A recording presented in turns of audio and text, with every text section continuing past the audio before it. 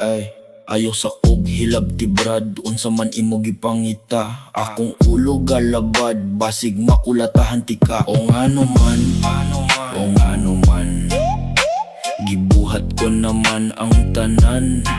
O ngano man, o ngano man, unsa pa man ang kuwang para lang. Nasugdan naman untan ako sa kaugalingon ng pag-usab, pero murang manog dili mo sugot si Papa God. Unsa pa man ang kuwang, unsa pa ang buhaton. Dili ba pwede nga ang tanan kay mapadayon. Nakasabot ko sa akong mga bati nga nabuhat, pero nasayod ko na apod ko'y nindot nga nahatag sa akong kinabuhi. Na naganinindot nga mahitabo, matik ang sunod problema nga kadako. O ngano man, o ngano man, gibuhat ko naman ang tanan.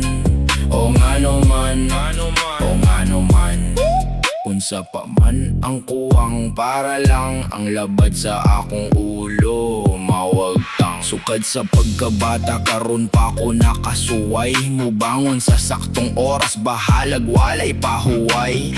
Tinuod jud lisod ang mag-inusara, pasimple nga oras mong kahuna-huna do ko ni mama og papa. Sa akong mga nabuhat, inamaw og mga pasakit, buhaton nako ang tanan para lang kamo balik ako makauban. Punta dili mo muundang og pagbantay na mo mag-igsuon. Ako sumpa nga dili na ko mo balik sa kangit-ngit nga kagahapon. Sa akong kinabuhi bisan unsay problema mo abot, mapa ako trabahoon, ako kaboton. O ngano man, o ngano man, gibuhat ko naman ang tanan.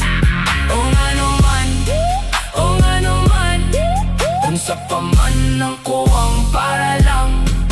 Amping mo pirme, love you ma, love you pa, love you pa.